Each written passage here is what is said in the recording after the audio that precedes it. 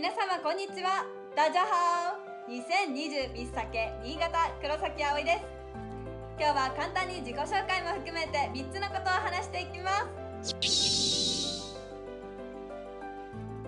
つ目、なぜミスサケに応募したのか。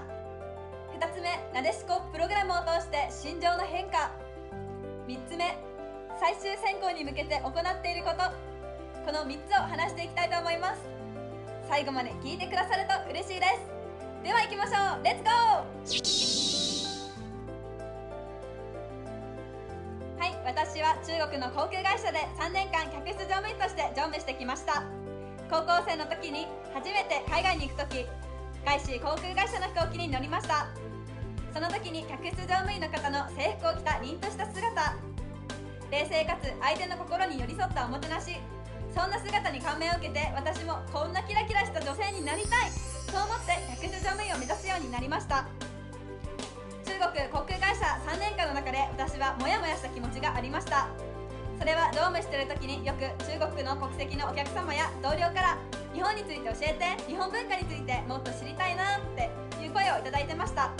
でも私は多分こうだと思うよ、こうじゃないかなとか曖昧な感じで濁していました。むしろ外国籍の同僚やお客様の方が日本文化、日本について詳しかったりして、私は少し恥ずかしい気持ちでいっぱいでした。そんな思いを残しながら私は日本に帰国し、現在は別の仕事をしています。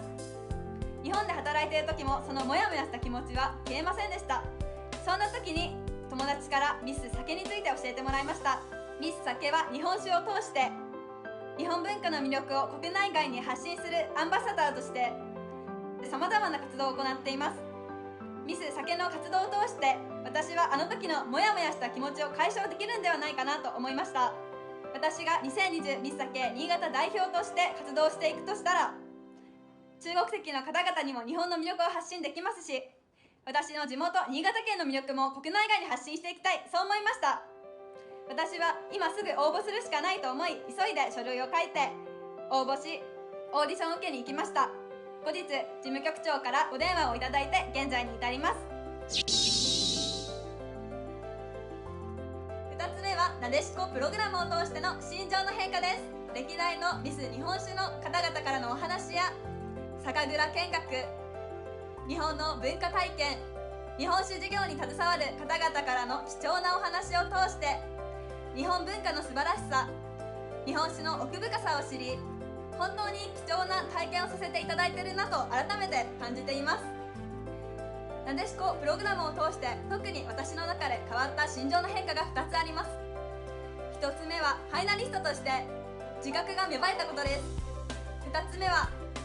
向上心を持って何事も前向きに取り組めるようになったことです。このように思ったのは2016ミス日本酒田中さゆりさんよりお話をいただき、価値観、考え方が180度変わりました。自分の中で覚悟、意識、自覚、そういったものが足りなかったなって改めて感じることができました。私も自分自身なでしこプログラムを通う中で仕事のせいにしたり、今仕事が繁忙期だから忙しいなとか自分にすごく甘えてたなっていうのを改めて思い、自分がなんでミス酒に応募したのか、ファイナリストとなった今自分がどのように行動して日本の魅力を発信していきたいのか、改めて考え直すことができました。私は本当にネガティブで自信がない、そんな性格でした。でも田中さんより自分を大切にという言葉をいただき、自分のことを褒めてあげることは大切なんだなって思うことができました。私のネガティブだったり落ち込んでしまう不安症だったり、そんなことは冷静に考え行動できる、そういったようにポジティブに捉えることができました。のようにポジティブに捉えることで苦手意識を克服していきたい、そう思うようになりました。はい、3つ目です。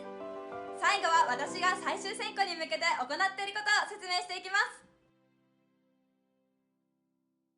私が克服したい苦手は2つあります。1つ目は私は人前で話すことが苦手です。私は旅行に行くのが好きなので、旅行に行き地元の人と積極的にコミュニケーションを取るようにしています。初対面の人と話すことで親しみやすさ、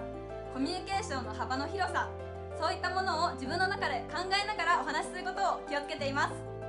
これは最終選考に向けてこれからも続けていきたい、そう思っています。2つ目です。私は自分の考え、思いを英語で伝えるのが少し苦手です。読み書きはできてもなかなか自分の思ったことを相手に話すっていうのは結構自分の中で苦手だなって思うことが多くあります。